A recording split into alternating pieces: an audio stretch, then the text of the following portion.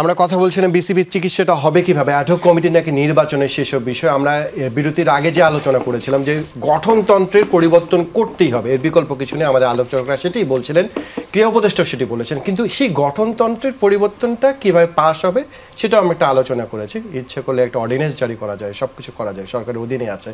প্রশ্ন থাকছে যে কী পরিবর্তনটা আমরা দেখি, কী স্বপ্নটা দেখি, আগের সংবিধানে গঠনতন্ত্রে কী সমস্যা আছে একটু দেখাতে চাই।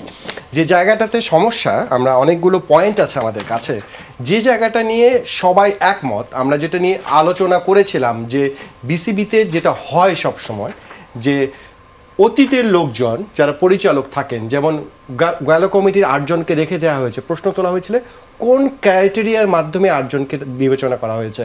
পরিষ্কার উত্তর বোধহয় কায়সার ভাই কারো কাছে নেই, কেন তাদেরকে রাখা হলো, বাকিদেরকে দেওয়া হলো না। যে পরিবর্তনটা হয়েছিল, যে বিসিবির গঠনতন্ত্রের পরিবর্তনের স্বপ্ন দেখা হয়েছিল, সেখানে স্পষ্ট করে একটা জিনিস পরিষ্কারভাবে তো আপনাদের কাছে দেখা যাবে না, সেখানে গঠনতন্ত্রে লেখা আছে পরিবর্তনের যে ধারাটা, পরপর 2 মেয়াদে বিসিবির পরিচালক নির্বাচিত করা যাবে না। পরপর 2 মেয়াদে মানে পরিচালক হতে পারে, এমন না যে 2 বারের বেশি হতে পারবে না, তা না। এবং এই যে কুলিং পিরিয়ড টাইম, সেটা ভারতেও আছে, 2 বার পরিচালক হলে আপনি হতে পারবেন না।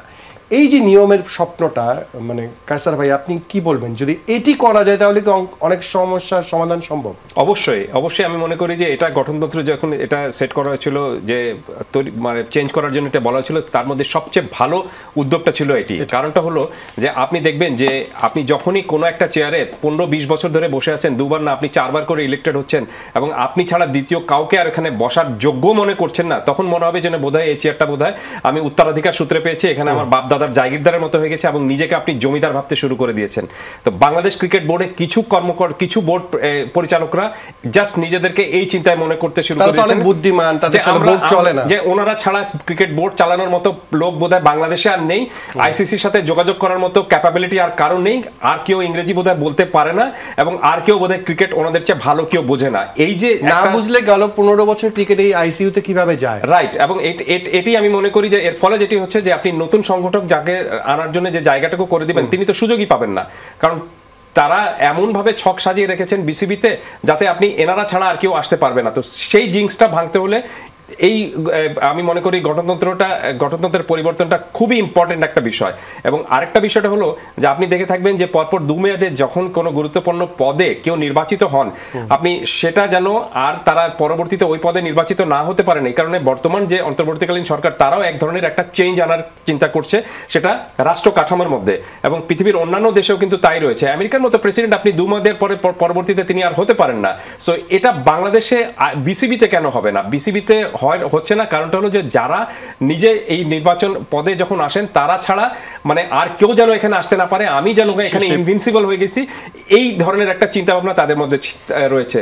এটা অবশ্যই আমি মনে করি যে চেঞ্জ করা উচিত। দেবদাস, সেটা হচ্ছে যে পরিচালকরা, আপনি আগেও বোর্ডে কম বেশি একটু যাতায়াত করতেন, যে 8 জন পরিচালক থেকেছেন, তাদের মধ্যে অনেক পরিচালক আছে, নাজমুল হাসান পাপন যদি ফ্যাসিস্ট হয়ে থাকেন, তিনি পুরো ক্রিকেট বোর্ডকে নিয়ন্ত্রণে নেন, তাকে সেই কাজটা করার জন্য কিছু পরিচালক প্রায় 90% বুদ্ধি সেই নাজমুল হাসান পাপনকে দিতেন। আমরা দেখতাম ডানে ভাবে তারাই থাকতেন, তারা সিগনেচারি ছিলেন, সিদ্ধান্ত দিতেন, তারা তাকে প্রায় কিভাবে কনস্টিটিউশন পরিবর্তন করতে হবে সব স্বপ্ন তারা সমাধান করে দিতেন। কিন্তু সেই ব্যক্তিরা কিন্তু এখনো ক্রিকেট বোর্ডে আছেন। নাজমুল হাসান পাপনের বোর্ডও ফেল করেছে, ফারুক আহমেদও যদি ফেল করে থাকে 8 মাস, কমন ব্যক্তি তাহলে কারা পড়েন? না, ডেফিনেটলি এই প্রশ্নটা তো আমরা অনেকবার করেছি যে ফারুক আহমেদের ক্রিকেট বোর্ড কেন রান করছে না। আমরা মিডিয়াতে দেখছি, আমরা সরাসরি দেখছি যে ক্রিকেট বোর্ডের কাজগুলো, নিয়মিত কাজগুলোও কিন্তু হচ্ছে না, অনেক বেশি পিছিয়ে যাচ্ছে। আজকে আমি ক্রিকেট বোর্ডে একটা কাজে গিয়েছি, আমি 2 মাস আগে যে জায়গায় দেখেছি সেই কাজটা একই রকম পর্যায়ে পড়ে আছে। তার মানে এই ক্রিকেট বোর্ড ফাংশন করছে না। বিগত সময়ে যারা পরিচালক ছিলেন তাদেরকে আরও এত বেশি পাওয়ার দেওয়া হয়েছে, যে কারণে তারা অনেক বেশি ক্ষমতাবান হয়ে দ্বন্দ্বে রূপান্তরিত করেছেন। তাদের প্রেসিডেন্টের প্রতি তাদের অনুরক্ত কিংবা শ্রদ্ধার জায়গাটা কিন্তু অনেক কমে গিয়েছে, তাদের কমিটমেন্টের জায়গাও কমে গিয়েছে। সো তাদেরকে দিয়ে তো আর আপনার রান করা কখনোই আপনার সম্ভব না।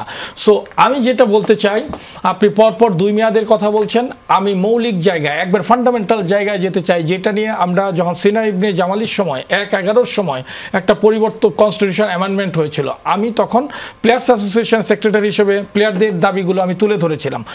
এখন আমার মৌলিক প্রশ্ন হচ্ছে কাউন্সিলর কারা হবেন? আমরা হঠাৎ করে দেখি অমুক ক্লাব অমুক জেলা একজন কাউন্সিলর প্রেরণ করেছেন। ফর এক্সাম্পল খুলনার কাউন্সিলর কারা? আপনার খুলনার councillor Sheikh Sohel, he was not involve with cricket for a single day. উনি খুলনার ক্রিকেটের সঙ্গে উনি কখনোই সংযুক্ত ছিলেন না, উনি ক্লাবের সঙ্গে সংযুক্ত ছিলেন না। আপনি যদি রংপুরের দেখেন, যিনি কাউন্সিলর হয়ে এসেছেন, উনি ক্রিকেটের সঙ্গে কোনো সম্পৃক্ত ছিলেন না। হ্যাঁ, অ্যাডভোকেট আনোয়ার। আপনি স্বপন উনি দেখেন কোনো কিছুর সঙ্গে সংযুক্ত ছিল না। সো আমরা তো নাম ধরে ধরে বলছি, তারা কিভাবে পরিচালক হন। খালেদ মাসুদ পাইলট ছিল আপনার রাজশাহীর বিভাগের কাউন্সিলর। আকরাম খান কোথাকার? চট্টগ্রাম বিভাগীয় কাউন্সিলর। এটা আমরা পরের প্রশ্নে যাই। হ্যাঁ, ফার্স্টলি আমি একটু আসি। আপনার আকরাম খান কিন্তু আপনার মৌলিক যেই জায়গাটা কি করতে পেরেছেন এটা কিন্তু পরের ব্যাপার।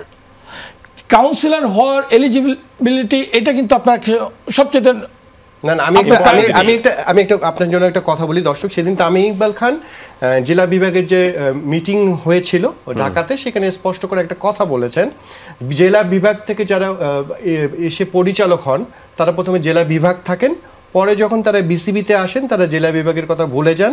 নিজ বিভাগে যারা ক্রিকেটে উন্নয়ন করতে পারেন না তারা বিসিবির হন কিভাবে?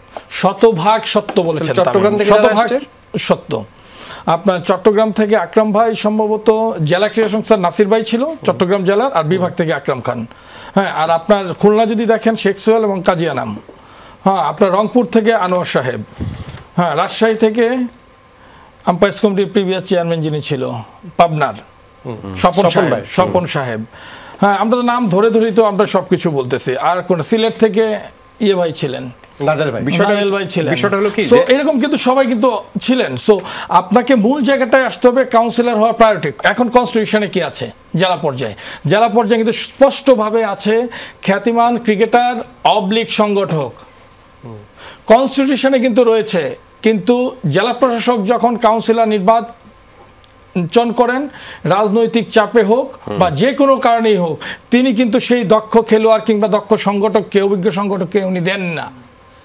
কাজেই এই জায়গাগুলোতে যেন প্রতিফলিত হয়, যেন ক্রিকেটের লোক যিনি ক্রিকেটের দীর্ঘদিন যাবৎ অভিজ্ঞ, উনি যেন ক্রিকেটে আসতে পারেন। আপনার এই কনস্টিটিউশনে কায়সার ভাই একটা অদ্ভুত কনস্টিটিউশন বলবো, পৃথিবীর একমাত্র কনস্টিটিউশন বললে আমি জানি না হবে কিনা, পৃথিবীর একমাত্র কনস্টিটিউশন যেটা লেখা আছে আপনি ভোটার হতে পারবেন কিন্তু নির্বাচনে দাঁড়াতে পারবেন না। আপনি দেখেন, এটা নিয়ে কিন্তু আমরা অনেকবার, আমি এবং রকিবুল ভাই কাউন্সিলের অধিবেশনে আমরা বলেছি 5 জন সাবেক অধিনায়ক তাদের ভোটাধিকার আছে কিন্তু তাদের নির্বাচন করার ক্ষমতা নাই, এবং এটাতে কিভাবে মিসইউজ করা হয়েছে মানে এটা আসলে বলার মতো কিন্তু অপেক্ষা রাখে না। আমরা বারবার 2টা কাউন্সিলে কিন্তু আমরা এই প্রশ্নটা রেজ করেছি, এবং এই ভুলটা কি জানেন, 9-3-1 থেকে 9-3-6 আছে, এর ভেতর থেকে একজন পরিচালক হবেন। জাস্ট শুধু 6-এর জায়গায় 9-3-6 থেকে 9-3-9 হবে। এই চেঞ্জ ক্রিকেট বোর্ডের কনস্টিটিউশন এর মধ্যে 3 বার চেঞ্জ হয়েছে, কিন্তু 9-3-6 থেকে আমি সেখানে যেটা আমি কায়সার ভাইয়ের কাছে বারবার ফেরত আসতে চাই, এই যে বিষয়টা, এটা তো আইসিসি বলবে যে কনস্টিটিউশন এইভাবে সাবেক অধিনায়ককে অসম্মান করে, সেটা পরিবর্তন কেন আইসিসি মানে না? কায়সার ভাই, আইসিসি কিন্তু একটা ইন্টারাপ্ট করি আমি, আইসিসি কখনো আপনার আভ্যন্তরীণ কনস্টিটিউশনের ব্যাপারে হস্তক্ষেপ করবে না। এটা সম্পূর্ণ আপনার চিঠিটা এখান থেকেই যায়। ধরুন আপনি যদি এখন গঠনতন্ত্রটা উইথড্র করে দিয়ে আপনি যদি একটা অ্যাডহক কমিটি গঠন করেন, আপনি দেখবেন যে এখান থেকে কেউ একজন লিখবে যে আমাদের বোধহয় এই সংবিধানের মৃত্যু হয়ে গেল, আমাদের বোধহয় ক্রিকেটের মৃত্যু হয়ে গেল, এবং এইভাবে তো ক্রিকেট বোর্ড চলতে পারে না। এটা মানে কিছু পরিচালক যেমন মনে করেন আমি না থাকলে ক্রিকেটের মৃত্যু হবে, এবং আইসিসির কাছে তখন তারা হয়তো চিঠি লিখবেন এবং বলবেন যে যেন এই সমস্যাটা তৈরি হয়েছে এবং এই সমস্যাটার জন্য তাদের এক ধরনের আপনার সমাধান তাদের কাছ থেকে চাইবেন। মানে দেখবেন যে আমাদের এখানে যখনই কোনো সমস্যা তৈরি হয় তখন এক রাজনৈতিক দল আরেকটা দেশের রাষ্ট্রদূতের কাছে যেভাবে ছুটে যান সমস্যা সমাধানের জন্য, ঠিক একই রকম ভাবে আপনি এই আইসিসিতে যদি আপনি এই ধরনের পরিবর্তন করতে চান, দেখবেন যে আইসিসির কাছে চিঠি চলে গিয়েছে। অথচ আশ্চর্যজনক বিষয় হলো যে গঠনতন্ত্রের যে লুফার্সগুলোর কথা আপনি বললেন, এখানে যত ধরনের 2 নম্বরই ছিল, এই 2 নম্বরগুলি কিন্তু তারা কখনোই সামনে আনবেন না। কখনই তারা এটাকে মনে করবেন যে এটা ক্রিকেটের জন্য ক্ষতিকর হতে পারে। এটার জন্যই ক্রিকেটের সবচেয়ে বেশি ক্ষতিকর হতে পারে। আপনি তৃতীয় বিভাগ ক্রিকেট যেভাবে চলেছে, এর চেয়ে বড় বাজে উদাহরণ পৃথিবীর কোনো দেশে আর হতে পারে না। কিন্তু কোনো ক্রিকেট বোর্ডের কোনো আমাদের এই ক্রিকেট বোর্ডের কোনো পরিচালকরা আপনি কখনো এ ধরনের এটার বিরুদ্ধে কথা বলতে দেখেছেন? বলেননি। কেন? কারণটা হলো যে তারা জানেন যে সেখানেই তাদের স্বার্থটা রয়েছে এবং তাদের নির্বাচনের ছকটা তারা সেখান থেকে সাজিয়ে এসেছে।